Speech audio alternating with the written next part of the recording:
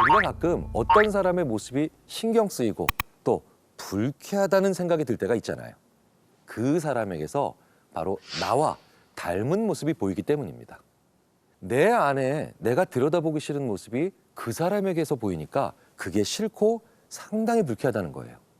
뭐 그 사람의 그 단점이 굉장히 유치한 모습이거나 혹은 쉽게 토라진다거나 이 정도의 소위 약간 나쁘다 정도의 모습이면 흔쾌히 그래 나도 뭐 그런 면이 있지 하면서 인정하기는 어렵지 않죠. 하지만 그 사람이 악인이라면 어떨까요? 우리는 인정하기 너무 힘들죠. 악인과 나는 너무 다르다고 생각하니까요.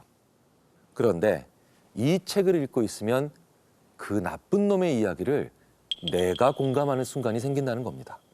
심지어 그 인간을 동정하는 마음이 드는 경우도 있어요. 그러면서 나도 얼마든지 악해질 수 있구나 라는 걸 깨닫게 된다는 겁니다. 이런 걸 느끼게 한다. 참 이런 의미에서 이 저자인 정유정 작가는 묘한 재주를 가지고 계신 분입니다.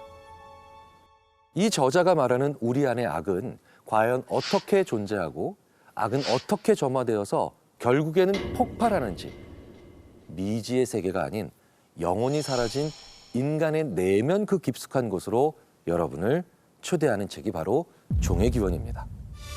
종의 기원에서 주인공 한유진은 법대를 졸업하고 로스쿨을 준비하는 건장한 체격의 26살 청년입니다. 어머니와 죽은 형을 대신해 입양된 친구 혜진과 셋이서 함께 살고 있었습니다. 그런데 깜깜한 새벽녘 유진은 비릿하고 진한 피냄새에 잠에서 깨어납니다. 피냄새가 잠을 깨웠다. 코가 아니라 온몸이 빨아들이는 듯한 냄새였다. 공명관을 통과하는 소리처럼 내 안에서 되울리고 증폭되는 냄새였다. 시야에선 기이한 사파들이 표류하고 있었다. 안개 속에 들어선 가로등에 부옇고 노란 빛, 발 아래로 소용돌이 치며 흐르는 강물, 비에 젖은 차도 위를 구르는 진홍빛 우산, 바람에 벌럭거리는 공사장 가림막 비닐, 머리 위 어디쯤에선 발음이 어눌한 남자의 노랫소리가 울리고 있었다. 잠에서 깨자마자 같이 사는 친구 혜진에게 전화 한 통이 걸려옵니다. 혜진은 유진에게 어머니와 통화가 안 된다는 이야기를 전하고는 전화를 끊습니다. 그리고 이때부터 유진은 뭔가 이상한 기분을 느낍니다. 자리에 앉아 어둑한 방을 밝히기 위해 불을 켠 유진은 큰 혼란에 빠집니다. 방 안이 새빨갛게 피로 물든 겁니다. 침대, 침배포, 이불, 베개 알 것 없이 그의 몸이 닿은 곳은 죄다 빨간 피가 낭자있기 때문이죠. 방바닥에도 핏자국과 피 묻은 발자국들이 다닥다닥 찍혀 있었고 그의 얼굴, 검정 스웨터와 운동복 바지와 양말까지 선지처럼 웅고된 핏물이 덕지덕지 들러붙어 있었습니다. 유진은 전날 밤의 일을 기억하려 했지만 실패하고 말았죠. 이게 어떻게 된 일일까요?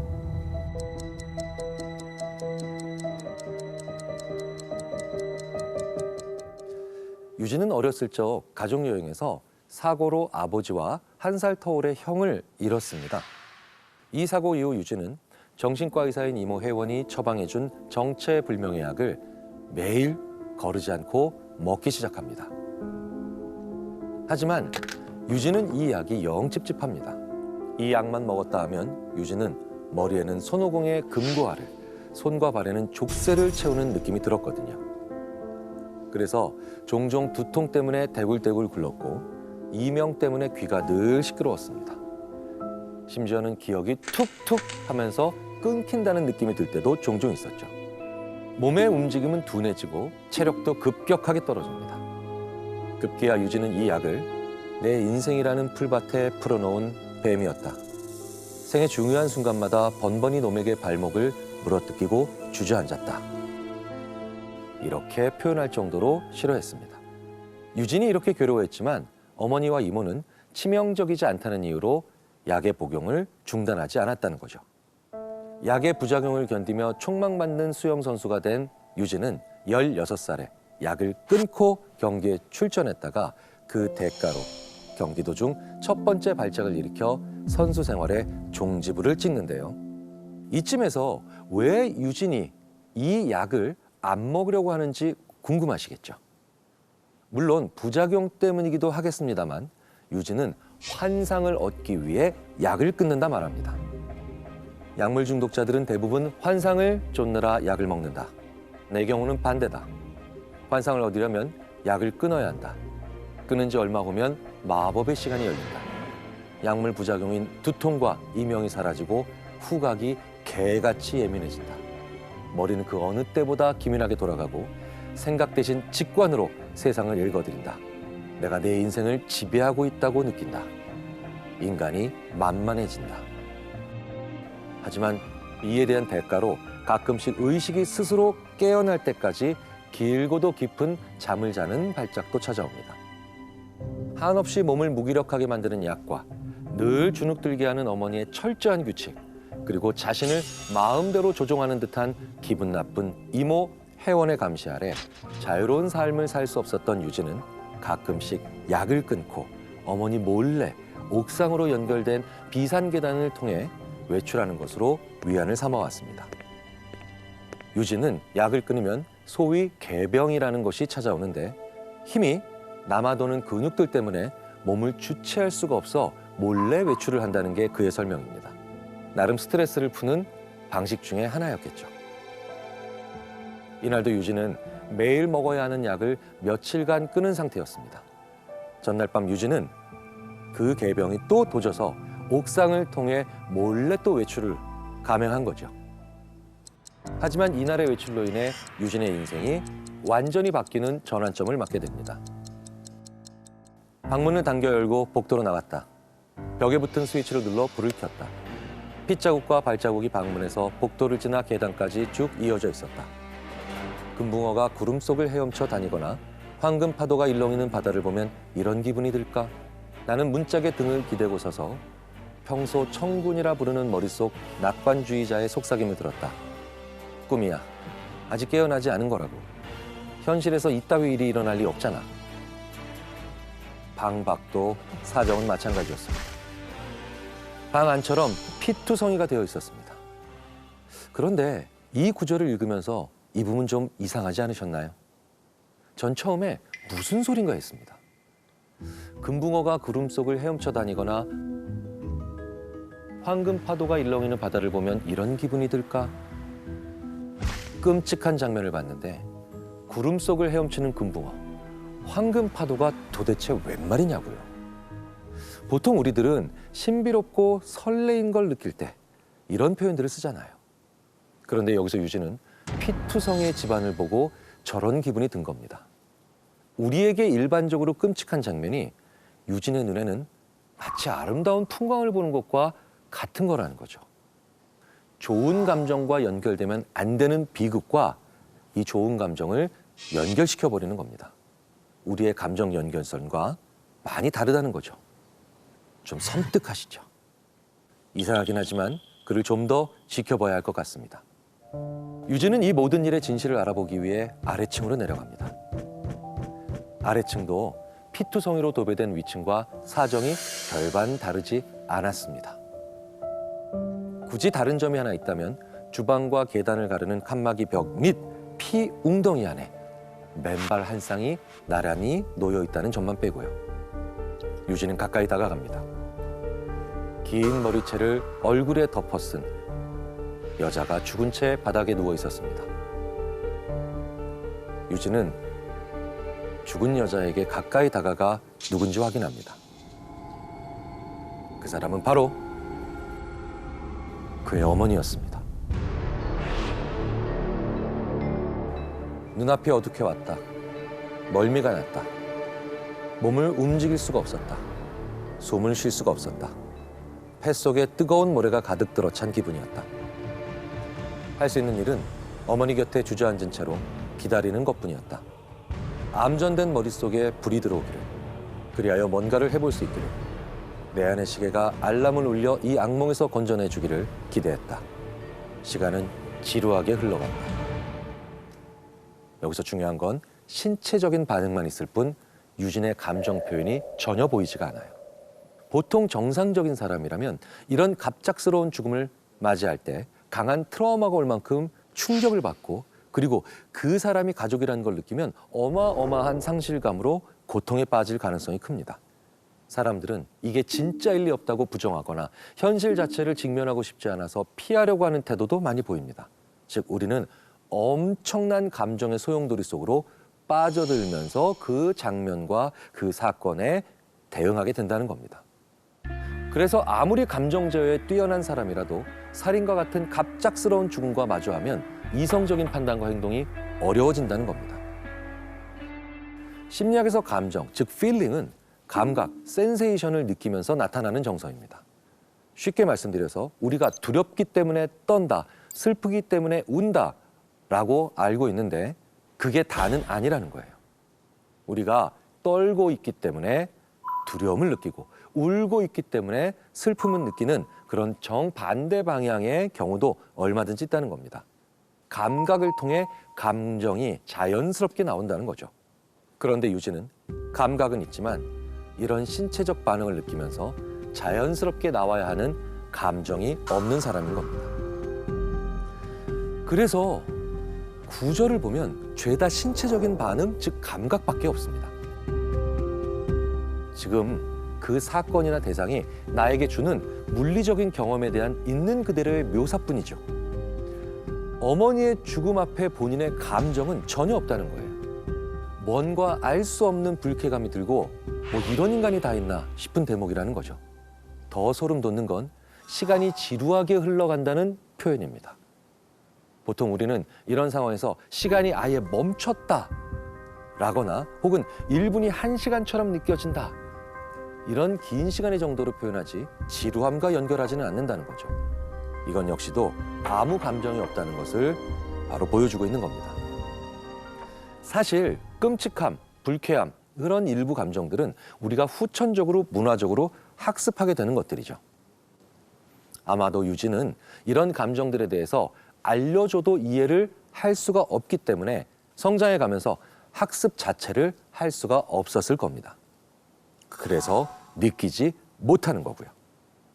그리고 상상하기는 싫지만 대부분 이런 상황이 찾아왔을 때 정상적인 사람이라면 가장 먼저 해야 할 일은 아마도 119, 112 이렇게 급하게 도움을 요청했을 겁니다. 하지만 놀랍게도 유진은 굉장히 이성적이고 논리적으로 이 사건을 그저 바라본다는 거죠. 어머니의 살인 현장에서 제3자의 흔적을 찾으면 찾을수록 모든 증거들은 한 사람을 지목하고 있었습니다. 책의 화자이자 주인공인 유진을 말이죠. 그는 자신이 범인일 리 없다고 온갖 논리와 가설을 세워보지만 침대와 협탁 사이에 떨어져 있는 결정적인 증거 하나를 발견하면서 무너집니다. 증거의 정체는 검붉은 핏물이 말라붙어 있는 면도칼이었습니다. 이 면도칼은 유진이 아버지의 유품 상자에서 발견해 가져온 물건이었습니다. 어머니 몰래 집어왔고 따로 간수하는 물건이 아니라 어머니 눈에 띄지 않도록 욕실 천장에다 감춰두고 있었죠. 자, 정리하자면 면도칼은 유진의 것이었습니다. 유진은 믿기지 않았습니다.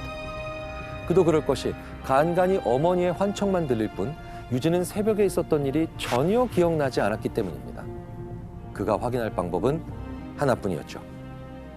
한때 면도칼은 아버지를 추억하는 기념품이었으나 이제 전혀 다른 의미를 가진 물건이 돼 있었다.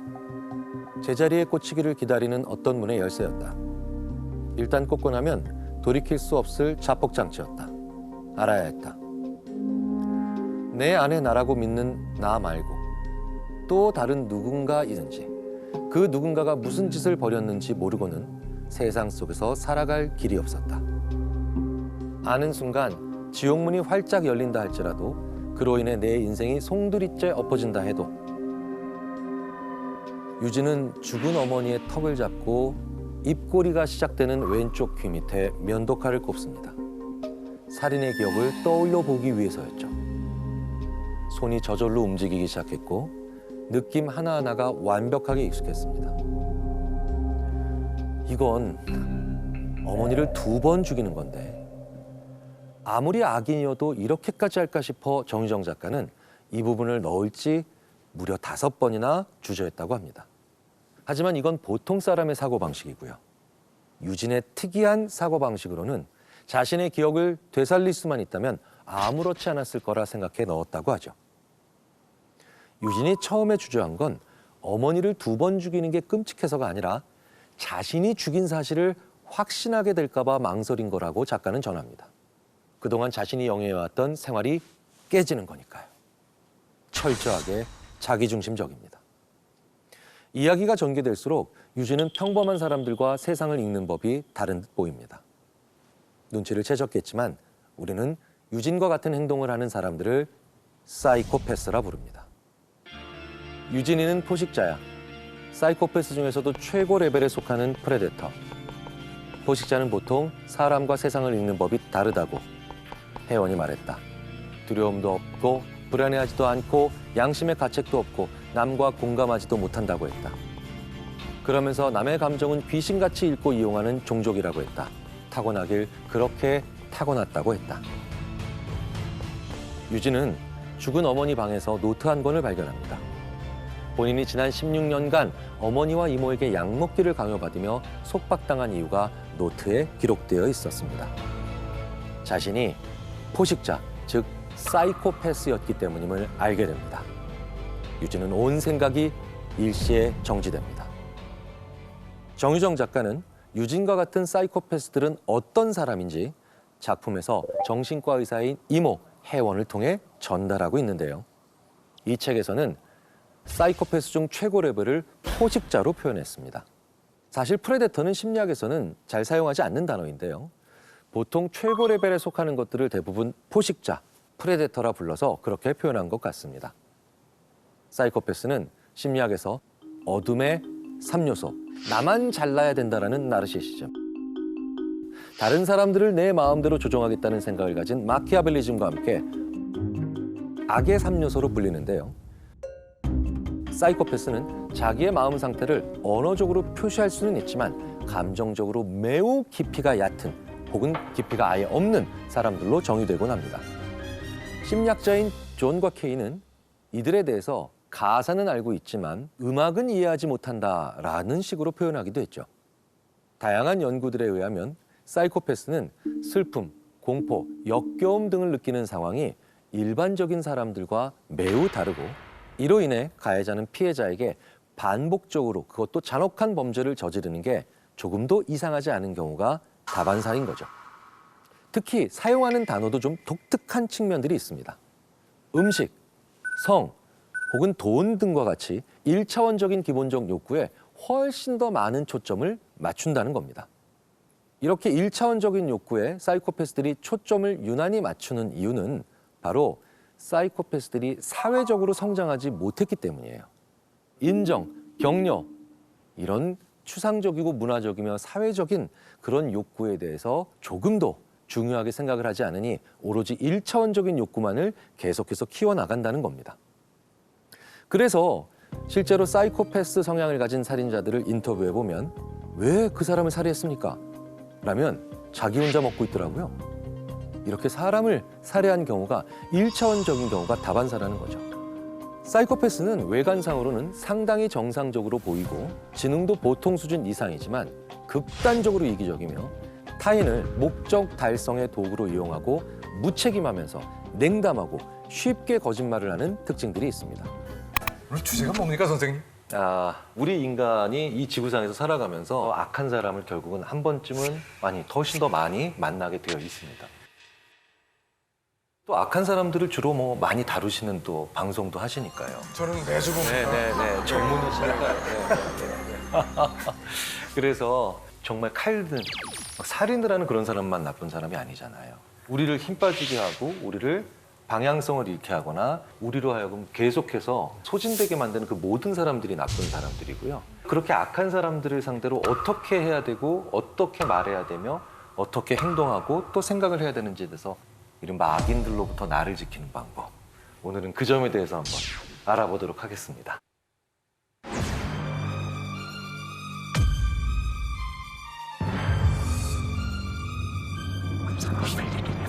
사이코패스, 그 다음에 소시오패스. 저는 사실 이 사람들이 제일 힘들어요. 나르시시즘. 뭘 모른 척해. 내가 원래 이런 사람인 거 너 알고 있었잖아.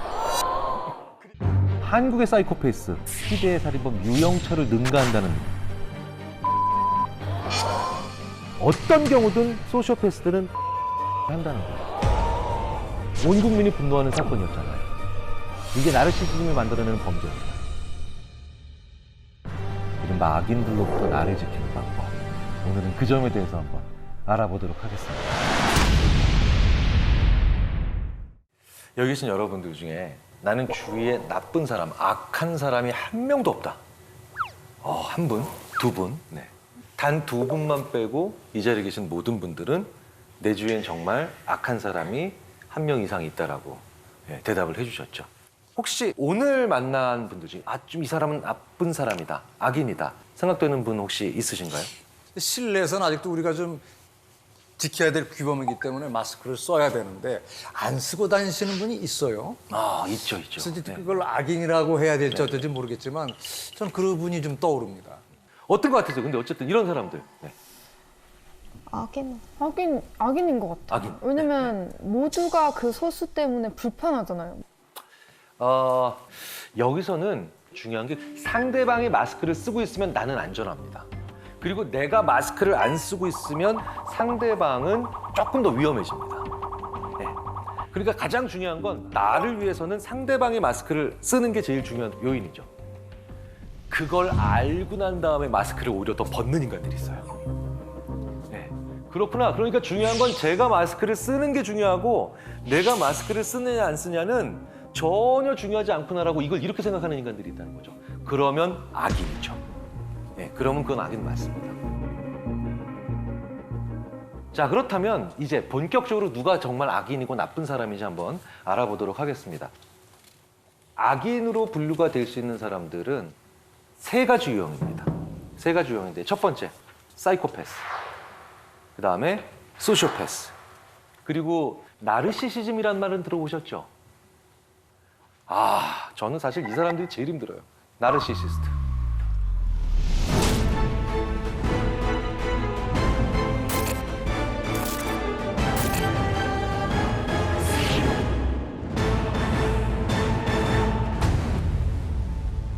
사이코패스는 내가 나쁜 짓을 해도 어떤 처벌을 받는가에 대한 개념 자체가 없어요. 그래서 계속해서 나쁜 짓을 쉽게 하는 겁니다. 반사회적 인격장애를 가진 선천적인 악인입니다. 사회적 규범, 그다음에 뭐 공정함, 뭐 책임감 이런 거 다 없고 양심도 없는 그런 사람들이죠. 연민도 없고요, 애착도 없고. 그걸 보여주는 잃어버린 지갑 실험이라고 아주 유명한 실험이 있어요. 이제 길바닥에 누군가의 지갑이 있습니다. 누군가의 지갑이 있는데 그 지갑 안에 어떤 물건이 들어가 있어요. 근데 그 물건이 어떤 것이냐에 따라서 돌려줘야 되겠다라고 하는 감정이 강하게 들 수도 있고 안 들 수도 있어요. 지갑에 어떤 게 들어있을 때 가장 돌려주고 싶다는 생각이 강하게 들까요? 저는 3번 아이의 사진이에요. 왜냐면 저게 저 사람한테는 지갑에 넣고 다닐 정도로 소중한 사진이니까. 다른 분들도 대부분 동의하시지 않나요? 자, 지갑의 회수율 실제로 어떻게 나오는지 한번 볼까요? 네. 자, 압도적 차이죠. 15, 20, 88. 네.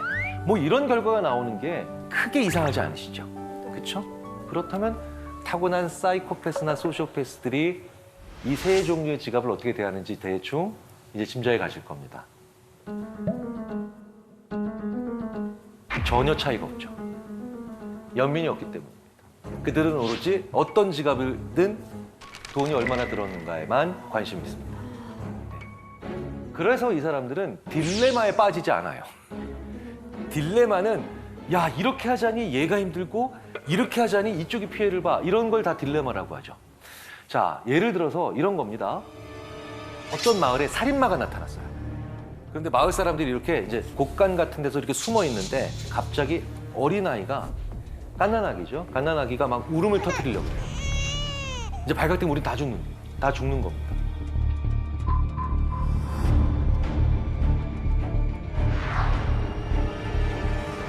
자, 이런 긴박한 상황에서 정찬님 같으면 어떻게 하실 건가요? 왜 그런 긴박한 서를 지금 보여주시는 표정은 왜 어려운 걸 시켜 나한테는? 저는 생각해봤는데요. 저는 두 가지로 행동할 것 같아요. 네. 만약에 아이의 아빠였다면 나머지 마을 사람들을 다 같이 죽게 할 수 없잖아요. 아이를 안고 뛰쳐나갈 것 같아요. 도망쳐 보겠어요. 그리고 두 번째는 어차피 죽을 거 싸우다 죽어보겠어요. 차라리. 애기가 우는 걸 어떻게 뭐 할 수가 없잖아요. 그렇죠. 네. 네. 그 두 가지 방법 외에는 떠오르지 않네요.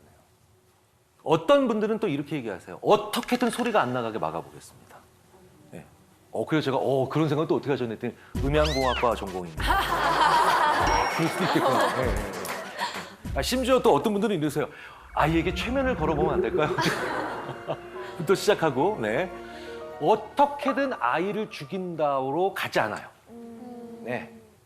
아기를 즉각적으로 죽인다라는 대답을 안 하시는 분들이 정상인 거죠. 그렇죠. 하지만 사이코패스들은 애 죽여. 한 방에 나오는 거예요. 이게 합리적이다라는 것이 그래서 무서운 거예요. 대를 위해서 소를 희생시킨다? 합리적일 수 있죠. 실용적인 걸 위해서 가치를 희생시킨다? 합리적일 수도 있죠. 그런데 이들은 이렇게 약한 자나 아니면 소수를 대를 위해서 아니면 이익을 위해서 희생시키는데 제일 중요하죠. 망설임이 없다. 예. 그래서 딜레마 문제를 주고 어떤 해결책으로 가느냐를 중요하게 생각하는 게 아니에요. 그보다 더 중요한 건 얼마나 망설이고 주저하고 그리고 힘들어하는가. 예, 이런 게 중요한 겁니다, 사실은. 자, 그런데 이 와중에 또 특이한 연구하는 분들이 많아요. 혹시 사이코패스를 겉모습으로 구별할 수 있을까요?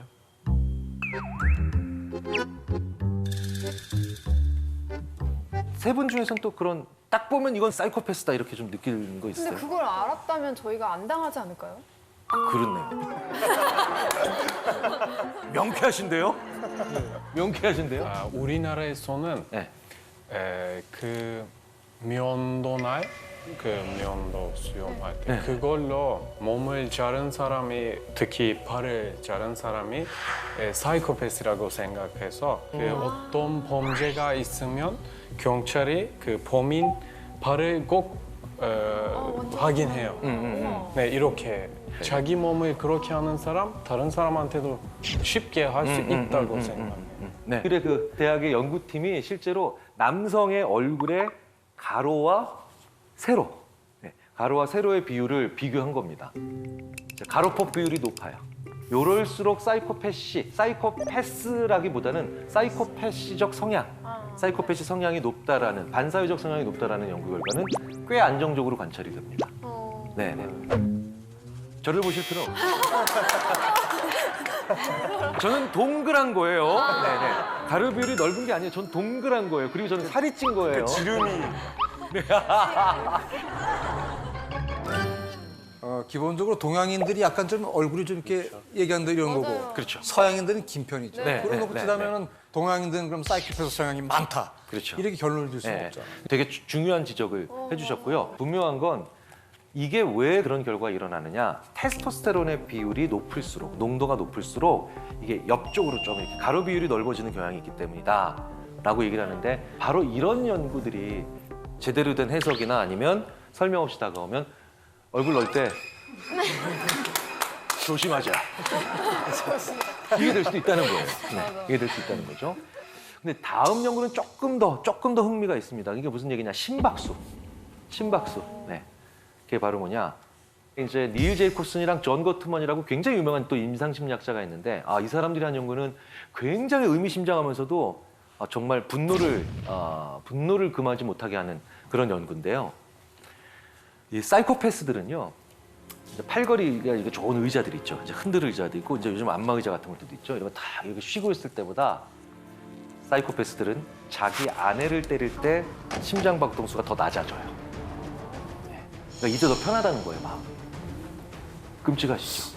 그러니까 오히려 폭력적인 행동을 할 때 더 기분이 좋아지는 거죠. 네. 끔찍한 인간들이죠.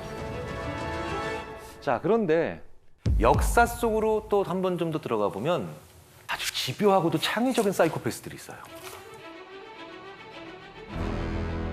고대 그리스로 한번 가볼까요? 그리스로 가봤는데 정말 가장 잔혹한 방법으로 사람을 처형하는 기구. 예. 어떻게 생겼는지 이걸 팔라리스의 황소라고 합니다. 팔라리우스 황소. 팔라리스가 기원전 6세기에 제우스 신전을 지으라고 명을 받은 왕의 명을 받은 현장 책임자인데 이 인간이 일꾼들을 선동해서 왕위를 찬탈했어요. 비정상적인 방법으로 정권을 잡은 사람들이 가장 자기 정권의 취약성 때문에 잔인해지죠.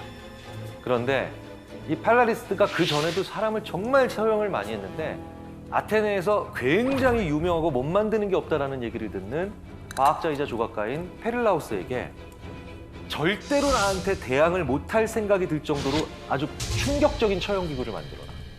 절대로 나한테 대항을 못할 정도로. 그래 만든 겁니다. 그래서 이 페릴라우스가 노쇠로 소를 만든 겁니다. 자, 노쇠가 왜 노쇠냐? 열 전도율이 좋아요. 장기까지 다 익어버려요. 익어버립니다. 자, 그런데 이 기구가 유난히 잔혹하다는 평가를 받은 결정적인 이유는 뭘까요? 인간이 느끼는 고통의 수치가 이 화상이나 열상이 되게 높으니까. 관련이 있죠. 그러니까 사실 이게 진짜 악의적인 건 사실 저렇게 화형당하면 대부분 질식을 하기 때문에 일찍 의식을 잃어버려요. 그러니까 이게 질식하는 것도 막은 거예요. 네. 몸이 그러니까 화형이나 이런 거 시킬 때는 사실 묶여 있거나 이러잖아요. 근데 저 안에서는 사실은 풀려 있는 상태에서 막 더 몸부림치고 이래서 더 잔인해서 그런가? 더 몸부림치고 네. 그럴 수 있죠. 그럴 수 있죠. 처형자의 비명이 계속 죽을 때까지 소 입을 통해서 나오나요? 아, 정답. 정답. 네. 이 입에 아, 뚫려 있는 거. 여기에 나팔이 들어가요. 진짜 최악. 나팔이 들어가서 저 사람이 지르는 소리가 저 황소의 입으로 모든 그 사형장에 있는 사람들에게 훨씬 더 크게 증폭이 됩니다. 그러니까 이 비명이 마치 소의 울음소리, 아주 절규하는 울음소리처럼 된 거죠. 이걸 보고 있는 사람들의 공포감을 극대화시키기 위해서 이렇게 만든 거예요. 인간이 같은 장면을 시청각으로 볼 때보다 청각으로 볼 때 더 정서적으로 반응합니다. 정말 끔찍한 방법이죠. 아, 진짜 아이러니한 건 그런데 팔라리스가 이제 이걸 딱 받아들고 야, 흡족해 합니다. 그러면서 테스트를 하죠. 첫 번째 희생자 바로 제작자 페릴라우스. 네. 페릴라우스를 여기다 넣고 페릴라우스가 죽기 직전에 꺼내서 돌산에 방치해버려요. 와. 인과응보. 팔라우스도 10년이 채 지나지 않아서 실각하죠. 정권을 뺏기죠. 이렇게 나쁜 짓을 많이 했어요. 그리고 바로 저 노스 안에서 황소 안에서 처형당합니다. 네, 인과응보죠. 인과응보.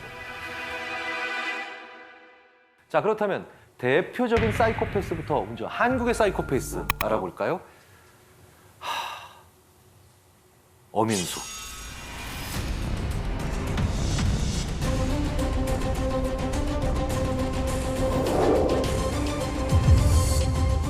(2003년부터 2004년까지) 무려 20명의 부녀자를 살해한 희대의 살인범 유영철을 능가한다는 얘기를 듣는 어민수. 유영철은 그 반사회성 성격장애 테스트에서 40점 만점에 28점을 받았습니다. 이 사람이 얼마나 다양한 범죄를 저지르냐, 얼마나 그리고 악의적이냐, 뭐 이렇게 해서 한 20개 정도의 체크리스트가 있고 여기에서 40점 만점을 놓고 이제 25점 넘어가면 사이코패스. 근데 이제 유영철이 28점 정도로 평가가 됐는데 이 어민숙이라고 하는 사람은 만약에 한다면 40점 만점이 나올 수도 있을 거다라고 생각하는 전문가가 있을 정도로 왜 그런지 아십니까? 자기 가족, 자기 부모 다 죽일 수 있는 사람입니다. 이 사람은 보험 설계사를 했기 때문에 보험금이 어떤 식으로 지급이 되면 어떤 장애에 주로 지급이 많이 되는지 알고 있죠. 그래서 이 어민숙은 눈을 노립니다. 눈을 그냥 찔렀다니까요. 약물을 집어넣고. 첫 번째 남편을 사망하게 하죠. 오빠도 그리고 어머니도 실명시켜요. 더 이해할 수 없는 건 사실은 여기 가사도우미, 자기 집 많이 도와주신 가사도우미 분이 계세요. 사실 이 사람들은 가족이 아니기 때문에 보험금을 타지도 못하죠. 근데도 그냥 그 집에 불을 질러서 그 가사도움 입은 남편은 사망합니다. 무슨 얘기냐? 그냥 죽이는 거예요. 이제 멈출 수가 없는 거예요. 게다가 이제 불안감을 못 느껴요. 이 정도 했으면 자기가 숨거나 은폐하거나 이런 식으로 가야 되는데 그냥 죽이고 불질러요. 그런데 저는 이게 가장 충격적이었어요. 엄윤숙이 남편을 죽입니다. 그리고 이제 남편의 장례를 마쳤어요. 첫 번째 하는 행동이 있어요. 뭔지 아세요? 나이트클럽을 갑니다. 아, 다음 남편. 네, 그렇지. 자, 이런 사람들이 사이코패스입니다. 사실은 숫자가 그렇게 많지는 않습니다.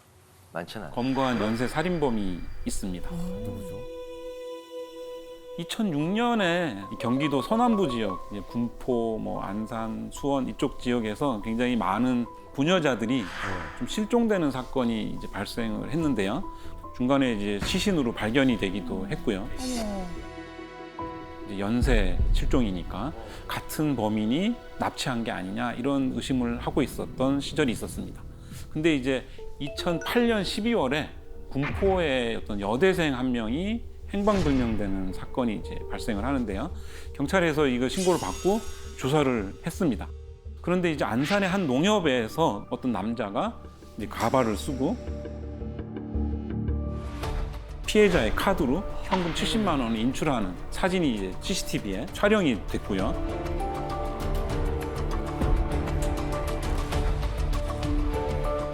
행방불명되는 그 시점을 중심으로 해서 범행 시간에 일단 통과된 차들을 CCTV를 이제 많이 분석을 했는데 그 중에 검은색 에쿠스가 이제 용의 차량으로 이게 떠오르게 되는데 차량 명의자는 보니까 여성이었어요. 60대 여성이었는데 그 사람한테 전화를 했더니 사실 운전은 아들이 하고 있다 이렇게 얘기를 합니다. 10명의 여성을 살해한 네, 강호순.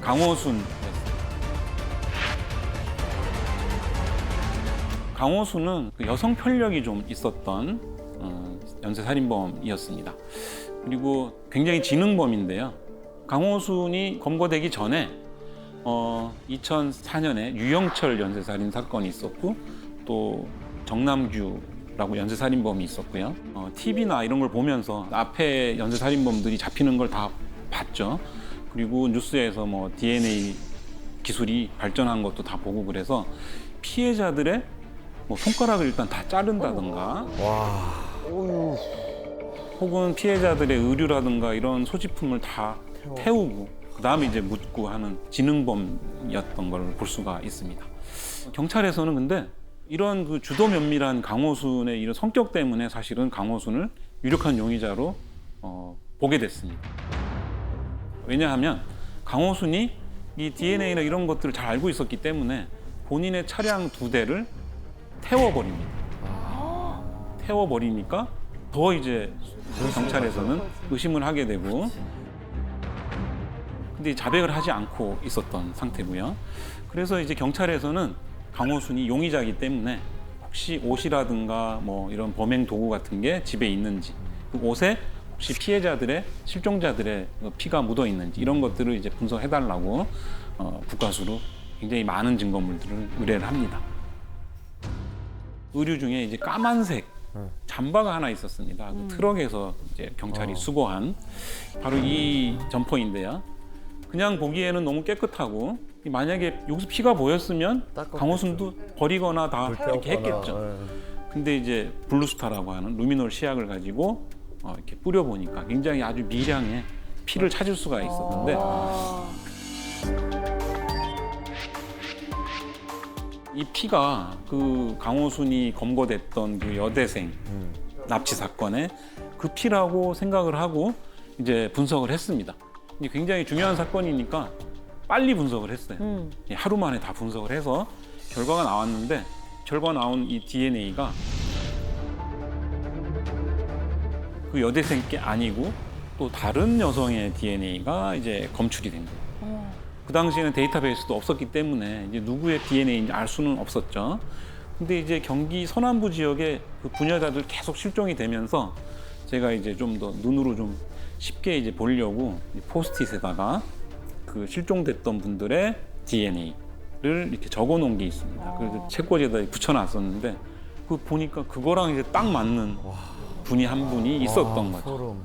그래서 정말 이제 소름이 좀 쫙 끼치면서 바로 그날 저녁에 이제 담당 경찰서 경기 남부지방청에 전화를 해서 그 피가 한 달 전에 실종됐던 다른 여성의 DNA다. 그래서 다음 날 아침에 제가 듣기로는 이제 경기 서남부 지역에 실종됐던 실종자들 다 본인이 죽였다 이런 자백을 받았다는 얘기를 들었습니다. 그럼 그 혈흔 하나, 그 작은 혈흔 하나 때문에 수백 벌의 옷에 그 루미놀 시약을 다 이렇게 뿌려보신 거예요? 그렇죠. 굉장히 이제 중요한 사건이고 사실은 어디서 나올지 알 수가 없기 때문에 증거물이 많아서 좀 고생은 했지만 이제 하나씩 다 뿌려서 피를 찾게 됐고 그게 이제 다른 실종자께 되면서 연쇄살인의 전모가 드러나게 된 거죠. 또 하나는 치약이 단점이 이제 다 좋은데 좀 비싸다고 하는 거. 그래서 범죄 현장에서 막 이렇게 피를 찾는다고 뿌리게 되면 돈이 많이 들어가요.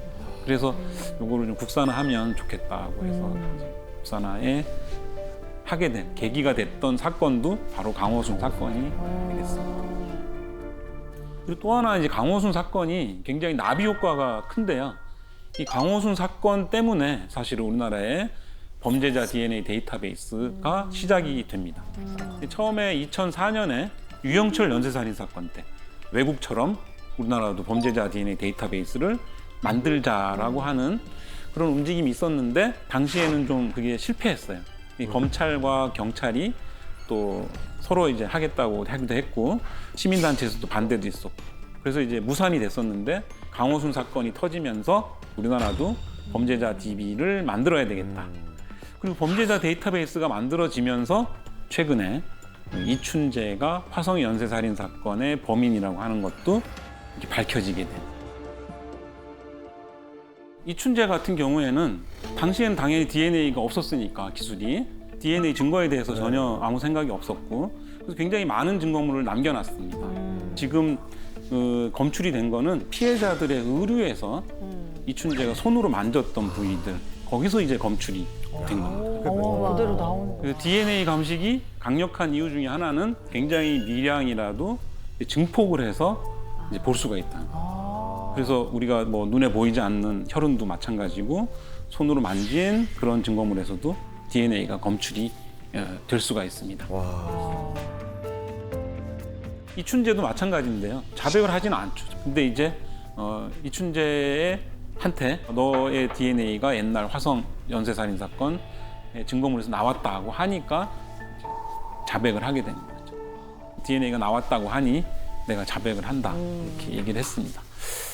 그 이춘재가 이제 범인이라고 밝혀졌을 때 2019년이죠. 2019년 가을에 학회가 있어서 베트남에서 이제 발표를 하기 전이었는데 그 뉴스를 듣고 한국의 아주 오래된 미제 사건, 화성 연쇄살인 사건이 DNA 감식으로 이번에 해결이 됐다라고 하니까 많은 참석자들이 박수를 쳤던 네, 기억이 납니다.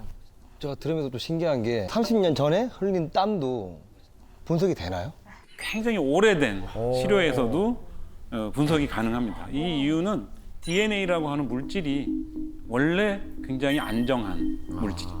생각해 보시면 아주 오래된 이집트 미이라라든가 또 심지어는 2만 년 된 네안데르탈인 화석에서도 DNA 분석하는 걸 보면 굉장히 DNA가 안정하다는 걸 볼 수가 있고요. 괴물로 하면 떠오른 단어부터 생각을 해보다가 우선은 많이들 얘기하는 사이코패스? 사이코패스. 그게 뭐 생각이 나니까 정신과에서는 그냥 반사회적 인격 장애에 가까운 걸 이렇게 표현한다 이렇게 해요. 반사회적 인격 장애라는 것은 약간은 도덕적 감정이 없고 공감 능력이 떨어지고 비윤리적인 행동을 하고 뭐 이런 것들을 갖고 이제 얘기를 하는 거죠, 실은. 그 무슨 검사가 있지 않나요? 그 이제 사이코패스를. 사이코패스를 그냥 그런 성향이 있는 사람의 체크리스트가 있긴 있어요. 근데 로버트 헤어라는 사람이 이제 만들었어요, 임으로. 근데 그게 뭐 표준은 아니에요. 절대적이지 그게 이제 많기 때문에 그러는데.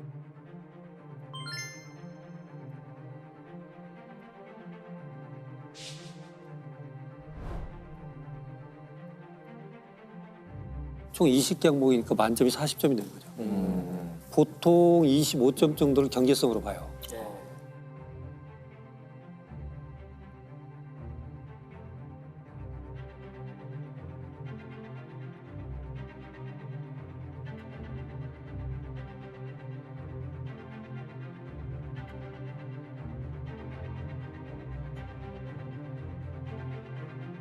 공통적으로 나타나는 패턴이 있다고 그래서 이런 패턴을 아직 범죄를 저지르지 않은 사람이 동일시해서는 안 되는 거예요.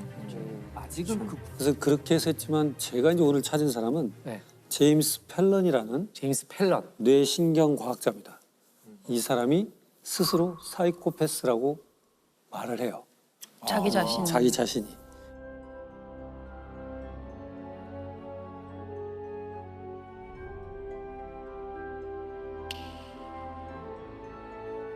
그러니까 지금까지 나와 있던 기준으로 보면 나는 사이코패스다라고 선언을 하게 되는 거죠. 그러면서 이분이 또 책도 써내고 그래서 우리가 한번 사이코패스를 다른 각도로 한번 보자. 그래서 구체적으로 이분이 어떤 과정으로 사이코패스라고 스스로 선언하게 됐고 네. 또 자기는 왜 범죄를 저지르지 않았는가도 또 설명하게 되고 한번 비교해 볼 필요가 있겠다. 이렇게 되는 거죠. 과학자답네요. 나를 객관화 네, 시키면서. 그렇죠. 그렇죠. 내가 사이코패스. 사실 굉장히 용기가 필요한 일이잖아요. 그렇죠. 그러게요. 응. 근데 본인이 사이코패스라는 건 어떻게 이 재밌어요. 아까 이분이 이제 뇌신경 과학자잖아요. 네네. 굉장히 유명한 분이 2000년에는 성체줄기 세포 가지고 퇴행성 질환의 뇌 기능을 다시 살릴 수 있는 방법이 있다라고 최초로 논문도 발표하고 각광을 받는 뇌신경 과학자. 아, 예. 이분이 뭘 하고 있었냐면 알츠하이머를 갖고 있었어요. 근데 이분이 그 알츠하이머를 할 때는 알츠하이머 환자가 있는 뇌 스캔 사진이 있다면 대조군 정상 뇌 스캔 사진도 있어야 돼요. 네. 그래야 비교할 수 있잖아요. 정상 뇌 스캔은 어디가서 찾을 수 있냐면 내 가족들. 가족들 뭐 인지 기능에 장애가 없으니까 네. 그 가족들 사진을 찍어서 하고 그렇게 보는데 문제는 그 전에 바로 자기한테 왔던 검사 의뢰가 온 게 뭐냐면 한 50명 정도 되는 흉측한 사이코패스로 범죄를 저지른 사람들의 뇌 스캔 사진이 왔어요. 그래서 그들의 공통적 패턴이 뭐냐라고 알려달라. 뇌 스캔 사진을 받아서 해석을 해달라는 의뢰를 받았어요. 개별적으로. 네. 그래서 이거 패턴을 정리를 해가지고 논문을 썼어요. 네. 젊은 사이코패스 환자들을 보고 거기에서 뇌 기능에 어떤 신경 전달 물질 이상이 있는 패턴을 발견했어 라는 논문을 낸 거예요. 네. 투고를 하고 그날 저녁에 우연히 이제 알츠하이머를 또 본 거죠. 그럼 자기는 이제 블라인드로 해야 되니까 이 사람의 뇌 스캔 사진이 누구 이름이 써 있거나 그러면 내 가족의 이름을 하면 이게 정상이라는 걸 알잖아요. 네. 그러니까 모든 샘플은 일련 번호만 붙여서 받았어요. 네. 그런데 그 뇌 사진 알츠하이머 환자들 쭉 보는데 하나가 아주 전형적인 사이코패스 뇌예요. 자기가 찾은 패턴. 네네. 그래서 이게 내가 정리가 안 됐구나. 자기가 정리가 안 돼서 하나가 끼어들어온 줄 알았어요. 그래서 그 다음날 이거 누구 거냐 번호를 연구원한테 물어봅니다. 이거 좀 알려줘. 연구원한테 말해온 거죠. 교수님 겁니다. 야, 아니, 충격이었겠다. 무슨 소리야 이게.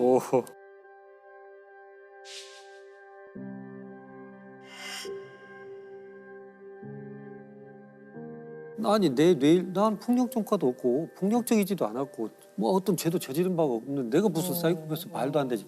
다시 알아봐 그러니까 본인 거예요. 이렇게. 그 사이코패스 이 범죄자들의 뇌의 공통점은 어떤 거예요? 이게 지금 이게 뇌를 자른 거라고 보시면 돼요. 네. 모두가 들어가 있잖아요. 이게 이제 우리가 대뇌가 있고 뒤에는 이제 소뇌가 이렇게 있는데 여기는 어디냐면 우리 눈이 있는 데예요. 그러니까 여기가 공감 능력을 발휘해요. 자 그러면 야 연쇄살인마 그리고 주도 면밀한 살인마 이런 사람들은 뭐가 문제지? 그들은 상대의 통증과 고통을 느끼지 못했을 거야. 죽이고 싶다는 충동을 조절하지 못했을 가능성이 있고 전반적인 감정적 선이 망가졌을 가능성이 있다라고 보는 거예요. 이 기능이 저하되는 거거든요. 보니까 스캔이잖아요. 요 밑에가 없죠. 어머머머머. 이제 전전두 피질 한화하고 복내측 전전두 피질이 굉장히 검은색 활동을 하지 않는 형태로 나타나요. 이게 기능을 안 해요. 웬일이야? 거기서 이게 반응을 보이지 않는 거예요. 감정적 동요가 없는. 그렇죠.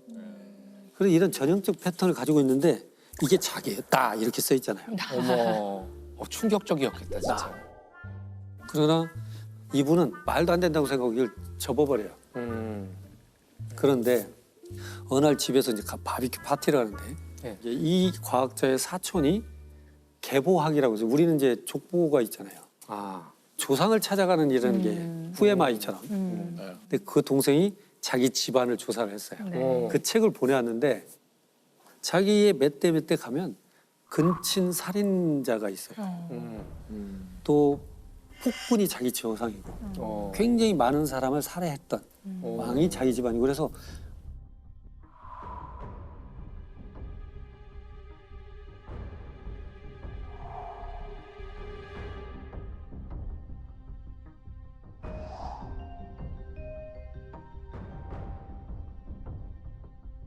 갑자기 이게 무슨 우리 집안에 이게 이런 게 있다고 이렇게 되는 거죠. 그래서 자기가 생각해보면서 그래 뇌의 기능 저하는 그렇다 치고 그럼 또 이 사람들한테 나타나는 게 뭐가 있지 이러면서 이제 그 당시에 유전자 우리 지놈 만들 네. 때잖아요. 그럼 유전자는 뭐가 있을까?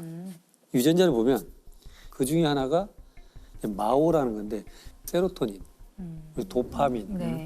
노에피네프린 뭐 이런 거 듣잖아요. 네. 이것이 분해하는 효소예요. 똑같은 마오 A라는 유전자가 짧은 유전자가 있고 긴 유전자가 있는데 마오 A의 유전자가 짧으면 공격적 성향을 발휘한다고 해서 워리어 진이라고 해요. 전사 유전자라고 해요.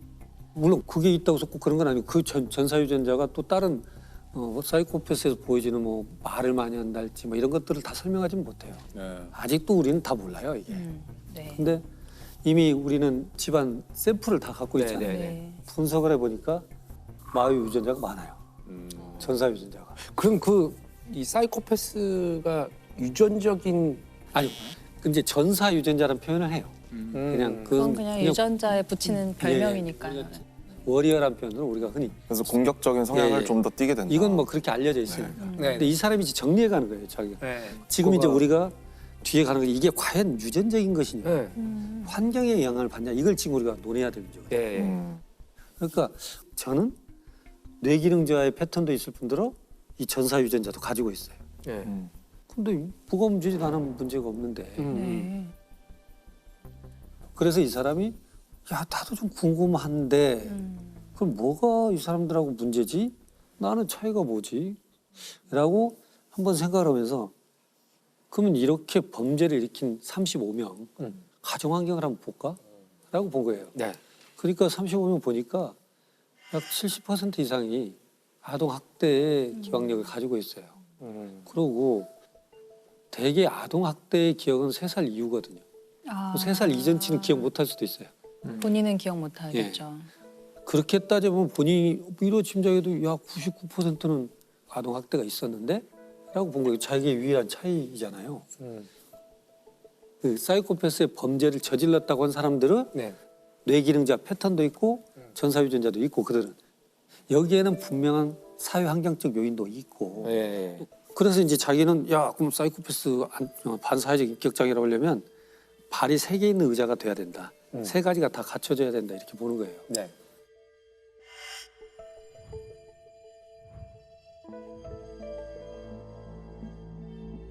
That's the second thing. So it's brain damage, the genetics. The third key thing is abuse. And how that... I analyzed all of them, 5 of which I determined were the brains of psychopaths. 근데 여기에 나타난 사람의 패턴들을 보니까 그런 부분이 있는 것이지 이거 다 있어도 아무런 일을 발휘한 사람이 없어요. 여러 이론 중에 하나라는 말씀이시죠. 그렇죠. 그리고 발표를 하고 났는데 아니 근데 동료들이 자기한테 이 사이코패스 같은 놈 이런 소리 많이 한 거예요 자기한테. 감정을 실어서 농담이 그래서 자기는 그 말을 들으면서 어떤 생각을 했냐면 그냥 던진 말이 아닐 수도 있지 않아? 라는 생각을 한 거예요.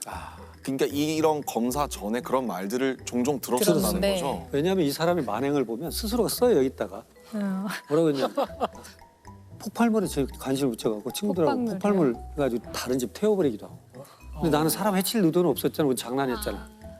또 이게 더 위험한 것 같은데. 다들 이런 장난을 하지 않나? 이러면서. 다들 뭐 남의 집 하나씩은 하나씩 처음 없잖아. 친구들 데리고 가가지고 설득해가지고 장난을 좀 심하게 치고 또 자기는 임기응변이 뛰어나다고 봐요.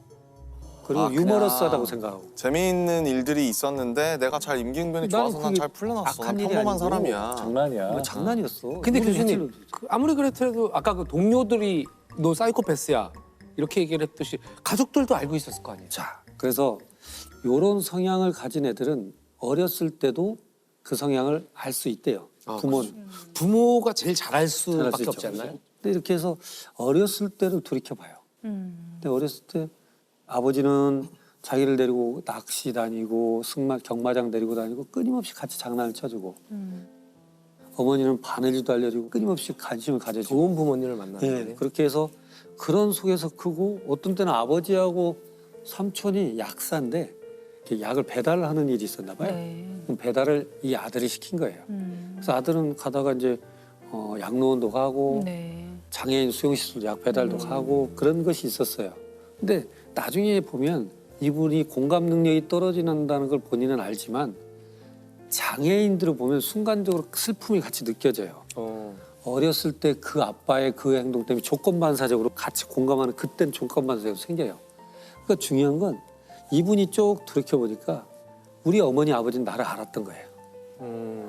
그래서 그걸 집요하게 눌러주고 이끌어주고 끌고 갔고 학교 선생님마저도 연극이든 음악이든 스포츠든 무엇이든지 이해가 참여할 수 있도록 배려를 해줬던 환경이 거예요. 좋았네요. 자기는 어떻게 생각하냐면 이쁨 받는 사람 그리고 학교에서 난 뛰어난 성적을 가진 사람 나는 학급의 분위기를 이끌어가는 유머스러운 대장 이렇게 생각을 했던 것이지 내가 이상하다고 생각하고 난 지극히 평범하다고 생각한 거예요.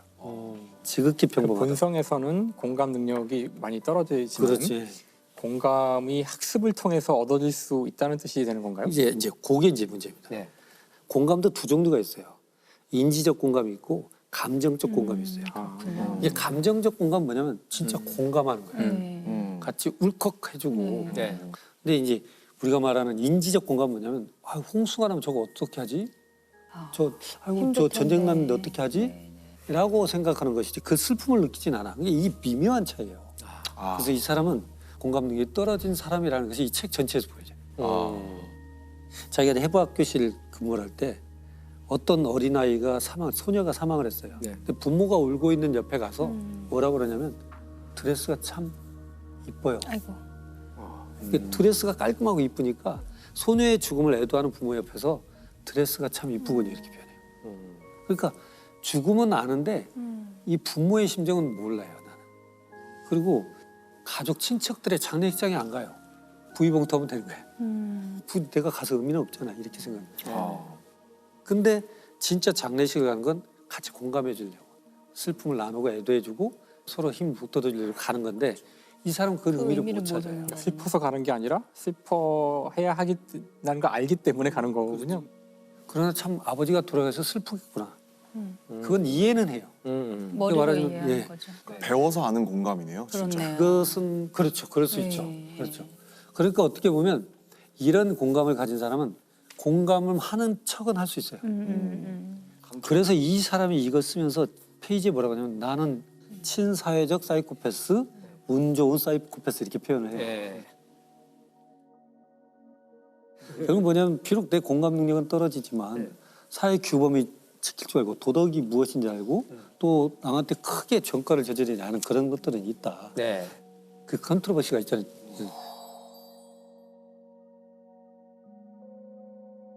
네이처냐 널처냐 이렇게 표현하는데 이분은 태어난 대로 산다고 생각하는 생리 해부학자예요. 그건 뭐냐면 모든 사람들을 만날 때 우리는 태어난 대로 살아. 그 주어진 대로 사는 것이지 환경은 중요치 않아. 바꿀 수 없어. 굳이 한다면 8대 2 정도 이렇게 하는데 다른 과학자들은 야 5대 5야. 태어난 거 반절, 양육 환경이 반절이야. 늘 무지하게 싸웠는데 자기 스스로가 인정한 꼴이 됐잖아요. 그렇네요. 자기 삶으로 증명했네요. 내 삶으로.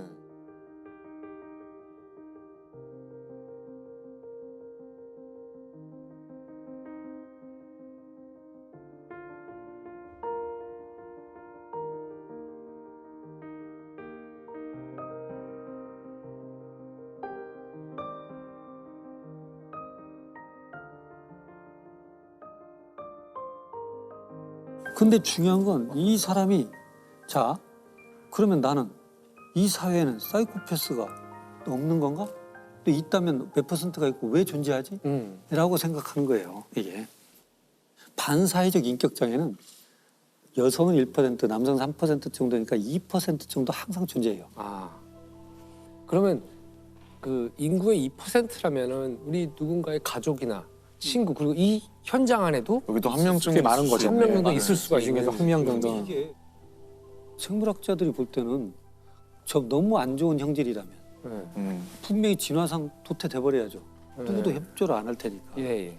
근데 왜 반사회적 인격 장애가 나타난 빈도는 2% 동일하더라는 거예요. 어느 민족, 인종, 지역을 가더라도. 야 이걸 한번 생각을 해보자. 반사회적 인격 장애를 가진 유전자 풀은 2% 존재하는 이유는 뭘까? 그러니까요. 그래서 차가운 이성, 냉철한 판단력, 사람을 선동하는 기술. 지금은 우리가 평화로운 시대 때는 독선적이지만 전시회는 어떨까 생각해 본 거예요. 본인. 전시회는 거리낌 없이 총을 쏠 거야. 네. 나의 주저함이 우리 아군한테 피해를 끼칠 수 있으니까. 상대방이 이 총을 맞고 아플까를 전혀 생각하지 않고. 훌륭한 장군이겠네요. 그렇죠. 또 이 어려운 시기가 되면 어떤 거짓말을 해서라도 선동할 거야. 저 너머에 가면 우리 뭐가 있을 것이다. 끊임없이 연구해서 뭔가를 찾아내기도 하고 이랬던 것들이 있다. 우린 집단 내에 공고의 2%가 살아남아서 지금까지 가는 이유에는 어떻게 보면 그 소수들이 가장 어려운 인류 역사에서 난관을 뚫고 나온 사람들일 수도 있다. 이걸 자꾸 병적이라고 보지 말고 또 그렇게 낙인 찍고 마치 이들만 이제 털어내면 우리가 속가내듯이 이렇게만 보고 우리는 안전하다 이래서는 안 되고 여기에는 분명한 사회 환경적 요인도 있고 질적 문제가 있음에도 불구하고 우리 집단 내에서 부모할지라도 그런 것을 가져가는 리더 그룹도 있을 수 있다. 이렇게 보자는 거죠. 그것도 하나의 인간들이 지금까지 살아오는데 어떤 기능을 하긴 했지 않았나 이런 생각이 드네요. 근데 한편으로는 참 재밌는 게 우리가 이제 그 다양성이 중요하다고 이야기하잖아요. 근데 보통 다양성이 중요하다고 얘기할 때는 어떤 최소한의 가치나 최소한의 기준을 만족시키는 선에서 다양성을 이야기하는데 이 이야기를 듣다 보니 다양성을 우리가 어디까지 넓힐 수 있는지를 들은 것 같아서 우리가 공감 능력이 없는 사람하고도 같이 살아갈 방법이 있을지 모르겠다는 그런 아이디어를 주는 것 같아서 그게 없다면 진짜 미래 사회에서 그런 유전자를 찾아내서 마이너리티 바로 리포트. 그냥 제거하고 사실 그 전에 우리가 이런 많은 그 차별을 하는 상황들이 역사에서 많이 있었잖아요.